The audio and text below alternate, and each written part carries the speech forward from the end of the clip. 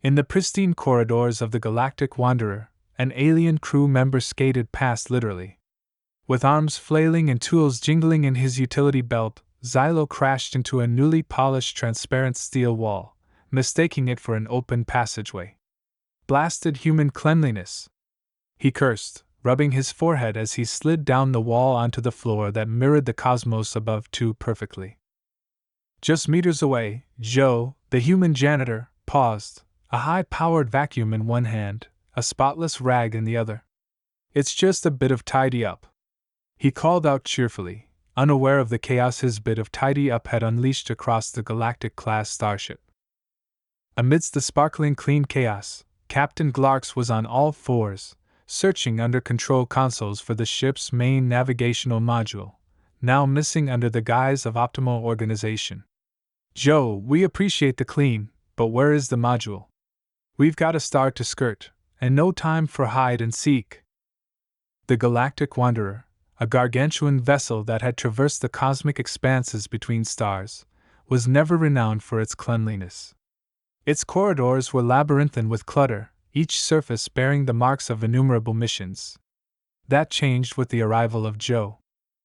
Joe was no ordinary janitor. On Earth, his knack for transforming chaotic spaces into realms of immaculate order was legendary.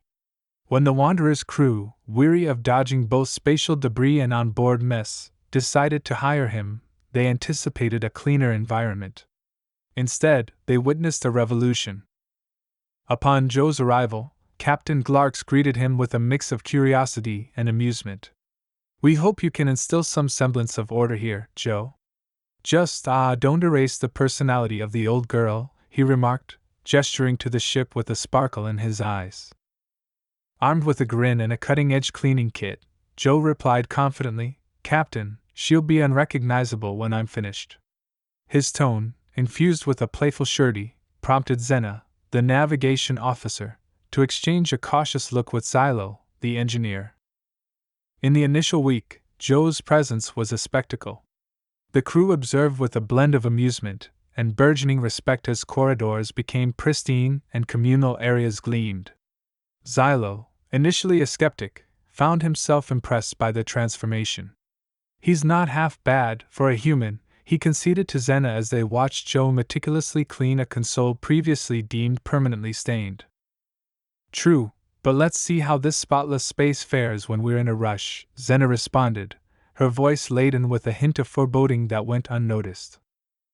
Joe's approach was thorough. He introduced labeling systems, storage optimizations, and a cleaning schedule more rigorous than the ship's maintenance protocol. He had a tool for every type of dirt and a solution for every stain. However, it wasn't long before the crew discovered the drawbacks of Joe's perfectionism. Tools and manuals began to vanish into well-organized yet obscure compartments. The once cluttered, familiar chaos evolved into a labyrinth of labeled drawers and sealed cabinets. During an unexpected drill, Captain Glarks's patience frayed as he struggled to locate the emergency fire suppressant, now neatly concealed behind a newly installed biometrically secured panel. "Joe, we need to talk," he radioed, his voice calm yet tinged with urgency.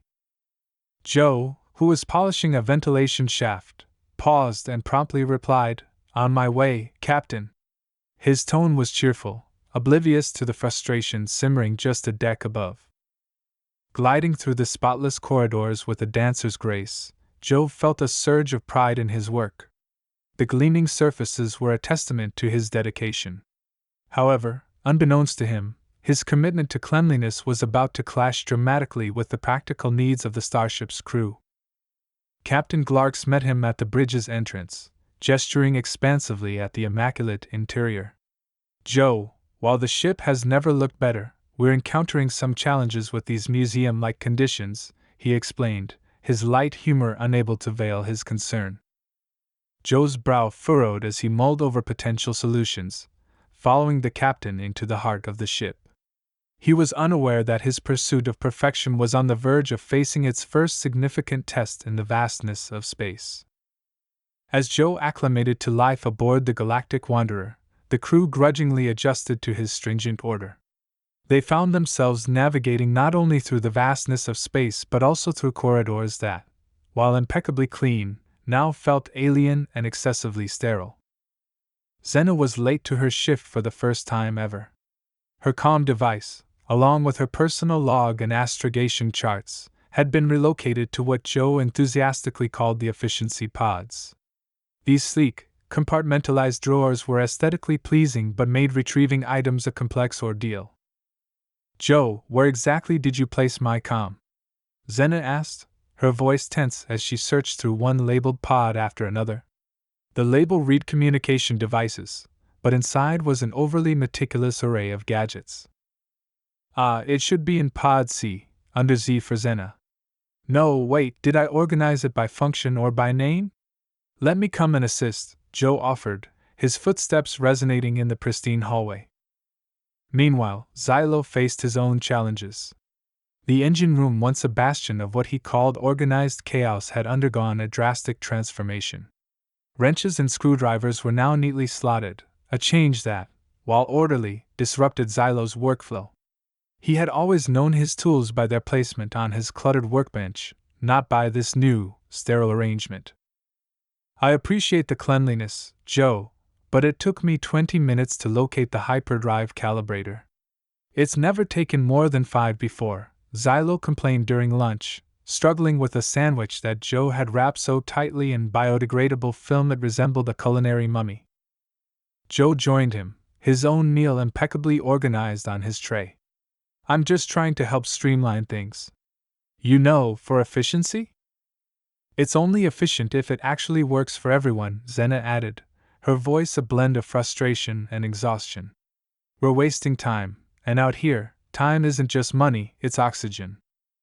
The tipping point arrived during a routine drill simulating a power failure.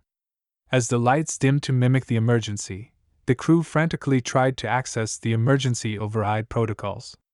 These protocols, previously accessible next to the main console, were now secured in a digital locker. Joe's solution to reduce visual clutter. Joe, where did you relocate the override protocols? Captain Glarks's voice crackled through the intercom, urgency slicing through the simulated gloom. They're safely in the digital locker. Just enter your authorization code, and they should appear, Joe responded, his voice calm and overly satisfied. Captain Glarks entered his code, but the locker stubbornly remained closed. The backup battery, critical in emergencies, had also been relocated by Joe to prevent unnecessary energy drain. As the drill concluded, the crew's feedback was unanimous and direct. Joe, we're operating a spaceship, not curating a museum. We need practical access, not aesthetic perfection, Captain Glark stated during a meeting that felt more like an intervention. Joe listened, his typically bright demeanor dimmed by the realization that his perfect order might actually be a hindrance. I'll adjust the systems. Make them more user-friendly, he promised, his tone now subdued. Xena placed a reassuring hand on his shoulder. We don't need less of you, Joe, just a bit more of us in everything you do. The alarm blared abruptly throughout the Galactic Wanderer, cutting through the newfound tranquility like a scythe. Asteroid field ahead. Manual navigation required, announced the ship's AI, its tone urgent and impersonal. In the navigation bay, the crew scrambled to their stations, the usual pre-battle tension heightened by the recent organizational changes. Xena, her eyes narrowed in concentration, struggled to calibrate the manual steering module, her fingers slipping over the overly polished console. Damn it, Joe! It's too slick! She muttered, grappling with controls that now glided too smoothly under her frantic touch. Captain Glarks, standing resolute despite the increasing tremors of the ship, called out, Joe, we need less gloss and more grip here. His authoritative voice carried a trace of desperation as the ship edged perilously close to a whirling asteroid. Joe, who had been on the lower decks ensuring that every tool was precisely placed, raced upstairs with uncharacteristic urgency. His footsteps thudded against the gleaming floor as he hurried to the bridge.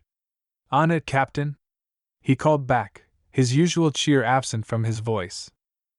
Upon reaching the navigation bay, Joe witnessed the turmoil caused by his well-intentioned efforts. The crew wrestled with the slick controls, their tools sliding away as if the ship itself was rebelling against the imposed order. "Hang on!" he yelled, dashing to a nearby storage closet. He returned not with another cleaning device, but with rolls of anti-slip grip tape originally intended for sparing use to preserve the ship's aesthetics. Now, aesthetics were his last concern. Quickly working alongside Xena, Joe applied the tape to key areas of the console. "Try now," he urged. With a firm nod, Xena grasped the newly outfitted controls. The effect was immediate. The ship stabilized as she adeptly navigated through the densest clusters of the asteroid field. "That's better!" she exclaimed, a relieved smile spreading across her face as she maneuvered around another dangerously close asteroid. Below the console, Xylo was busy securing loose wiring, a consequence of Joe's excessive tidying. "Next time, let's prioritize keeping the ship functional over fashionable, yeah?" he muttered, skillfully navigating the tight space. With the crisis abated, the crew congregated briefly on the bridge, their breaths still labored from adrenaline. Captain Glarks turned to Joe, his face stern yet tinged with gratitude. "Joe, your efforts at cleaning saved us from dust, but they nearly cost us an asteroids." Joe nodded, humbled but enlightened. "I got carried away with striving for perfection.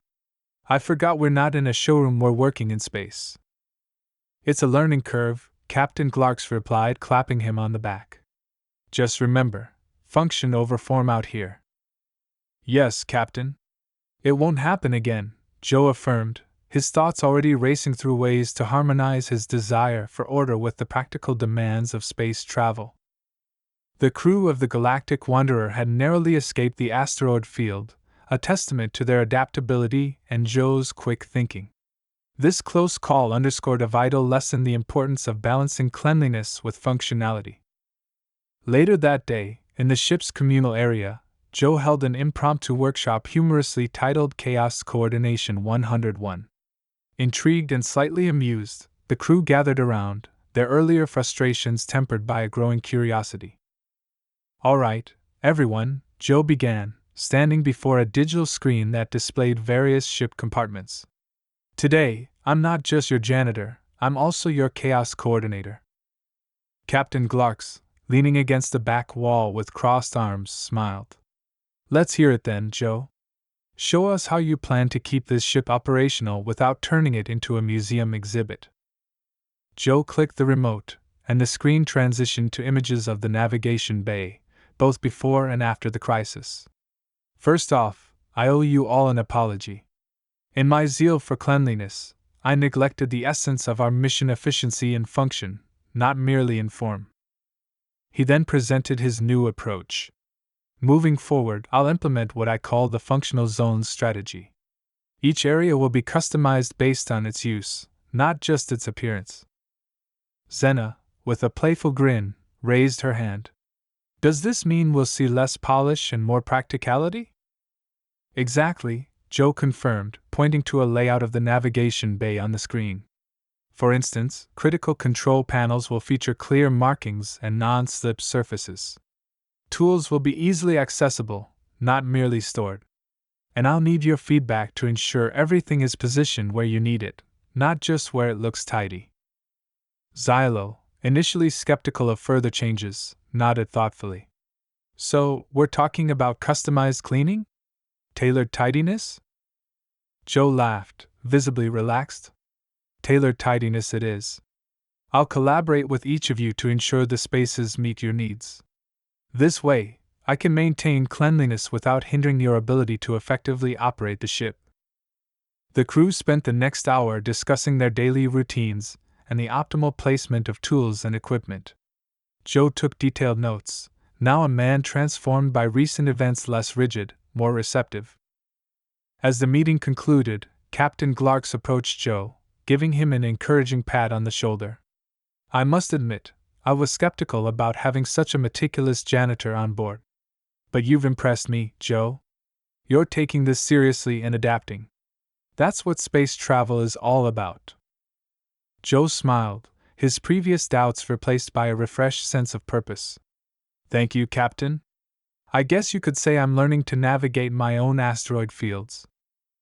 As the crew dispersed, Xena lingered, her expression contemplative. Joe, I think this functional zones idea might just work. It's all about finding harmony, isn't it? Between the chaos of space and the order we attempt to maintain. Exactly, Joe agreed, his gaze sweeping over the ship that had become his home, a home amidst the stars that thrived on the order he introduced and the chaos it navigated through. The corridors of the Galactic Wanderer pulsed with a new rhythm, a blend of Joe's meticulous order and the essential chaos that characterized space travel.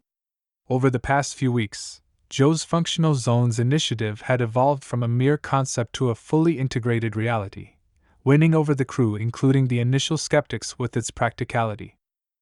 In the reorganized navigation bay, Xena and Xylo were prepping for the next hyperjump. The tools they needed were now readily accessible, neatly organized yet devoid of the excessive tidiness that had previously hampered their efficiency. Look at this, Xena remarked, waving a scanner that just weeks before would have been obscured by layers of protective cleaning supplies. I think I'm actually getting used to this new setup. Xylo, tweaking a panel, laughed. I never thought I'd hear you praise Joe's methods. He really took our feedback to heart, didn't he? He did, Xena concurred, her voice tinged with newfound respect.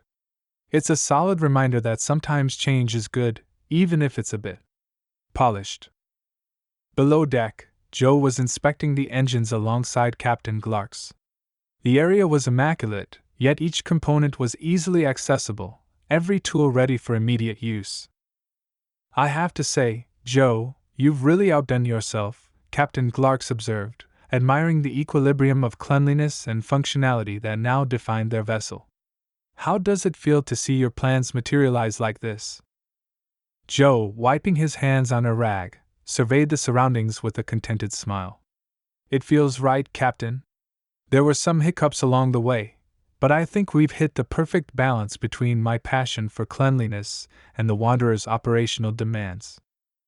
An alarm chimed softly from Joe's tablet, a reminder of his next task. That's my signal, he noted, tapping the device. Time to check the air filters, can't neglect them, even with our enhancements. As Joe departed, Captain Glarks's gaze followed him, a smile forming. Joining Xena and Xylo in the navigation bay, he discovered them sharing a laugh, the atmosphere light and jovial. That evening, as the crew assembled in the dining area for their meal, the conversation naturally drifted to their forthcoming destinations and the ensuing adventures. The ship now felt more like home than ever, each member enhancing its unique mix of order and chaos. Amid the lively chatter, a minor, unexpected glitch caused the lights to flicker briefly. The crew paused, tensing momentarily, but Joe, ever prepared, swiftly produced a compact tool from his belt. Got it right here, he declared, moving towards the fuse panel. Moments later, the lights stabilized, and laughter resumed. It's never dull around here, is it? Xena joked, lifting her glass in a playful toast. To Joe, our chaos coordinator and unsung hero of the Galactic Wanderer.